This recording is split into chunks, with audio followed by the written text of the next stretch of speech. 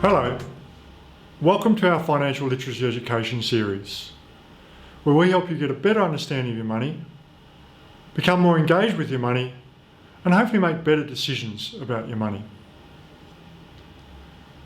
My name's Corin Jacker. I'm from Priority One Wealth Management Group. Throughout our series, we've been covering off a range of topics on why you need to understand your money, getting good advice, wealth creation topics, managing your assets, issues around retirement, aged care, and protecting your assets with insurance. We're going to continue though these episodes where we're focusing on particular strategies for different stages of life.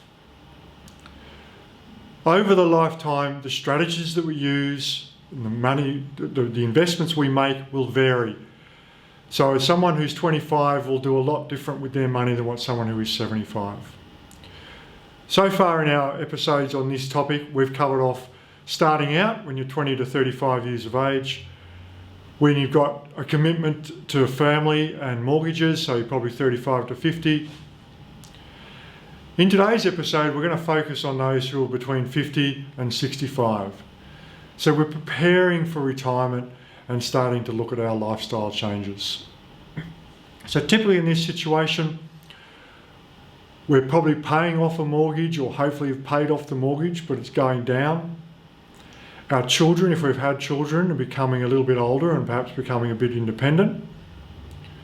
So we can then shift our focus from things like debt reduction, and often in the case of just bringing up a family, trying to establish that surplus cash flow where we might get a bit more surplus cash flow in this phase. So in this situation, the shift starts to focus on retirement planning, and from a strategy perspective, probably the focus starts to shift to superannuation.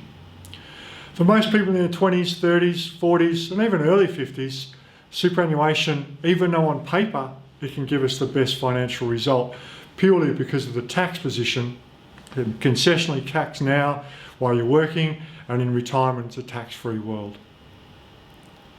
But that's the carrot. The stick is it's locked up. So it's just impractical to put all our money into superannuation for most of our lives while we've got other things that are a priority. But as we get into our 50s, and particularly in our 60s, that preservation becomes less important. So we can be a lot more aggressive in relation to putting money into superannuation. So we can go through and start salary packaging or making ad hoc contributions to superannuation pre and post tax. So revisit our episode on superannuation to get a better understanding of that topic. Once we're over preservation age, for most people that'll be 60, you can possibly use the transition to retirement pensions. The idea of these pensions, they were designed to introduce a little bit of flexibility in relation to access to superannuation. Under previous rules, you have had to have often retired from the workforce completely to get access to superannuation. Most people these days don't retire in full when they finish work. They'll often go down from 4 days, 3 days, 2 days, and so they're starting to reduce their income from work, so they wouldn't mind a bit of a top up from their superannuation. Hence the concept of a transition retirement pension comes into play, where once you're over preservation age, for most people age 60, you can get some limited access to an income stream from your superannuation fund. You still can't access it all, but you can get some sort of income. And the idea is that's designed to top up your part-time work that you might be undertaking. It can be used though to potentially allow you to take tax-free money out of your superannuation and put tax-deductible contributions back into your superannuation while you're working. So it can be a tax-effective way to utilise your superannuation as well. The third one is if we have debts, we want them paid off. So we want to be looking at debt reduction if we've still got debts alongside superannuation. And again, go back and have a look at our debt management episode where we look at how we measure the cost of debt and whether we should be putting our money into the mortgage and paying it off, or whether we should be putting it somewhere else. Once we've got our debts under control, as I said, it's really surplus cash flow to superannuation as we lead into retirement, pre and post tax.